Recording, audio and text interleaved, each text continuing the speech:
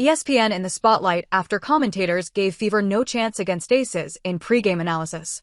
ESPN hasn't exactly been winning over the WNBA world when it comes to their pregame analysis.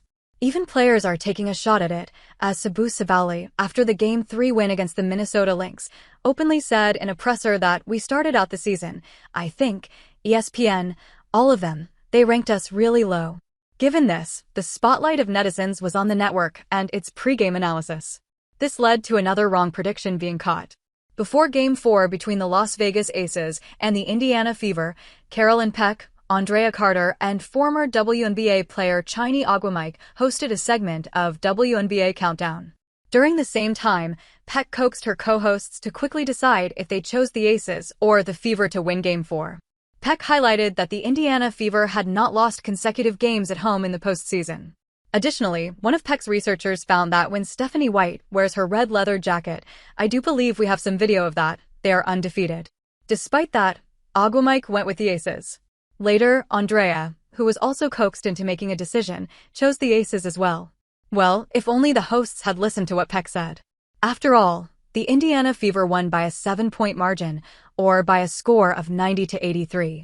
The Fever remained on top for the majority of the game. While the team never built a huge lead, the trio of Aaliyah Boston, Kelsey Mitchell, and Odyssey Sims kept the momentum going. Home court advantage prevailed in the end, and the Fever lived to fight another day. After a netizen uploaded a clip of the analysis by the ESPN crew, social media users didn't waste any time in making their views known. One of them wrote, "The terrible triplets. Fire them," while another wrote, "Professional wrong people, but ESPN will still put them on air every week." Some fans wanted to use the crew's pregame predictions to their advantage. One individual showed this by writing, "Can we get them to jinx, pick the Aces in Game 5 too? Of course we can." Before that, another individual had written, "I guess if the Fever keep winning, let them keep picking against. However, it would be nice to have a new crew." Hopefully, the ESPN crew learns its lesson this time. After all, this isn't the first prediction of the Aces Fever series that the hosts from the network have falsely predicted. 9 ESPN staff members snub Indiana Fever before wrong Aces Fever Game 1 prediction. Before the 2025 WNBA postseason got underway, 9 members of ESPN staff were reportedly asked to predict their choice of teams that would prevail in the playoffs.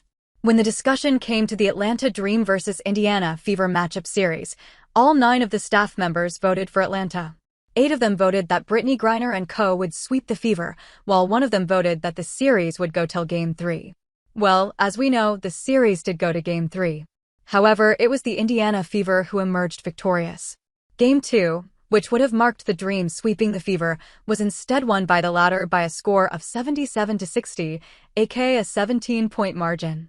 To rub salt on the wound, the official X account of the Indiana Fever highlighted the prediction in a tweet and wrote in the caption, "Now you know."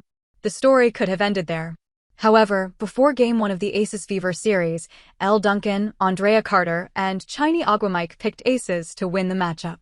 Elle highlighted her reasoning by stating, "They're not gonna lose after Aya Wilson, just one MVP.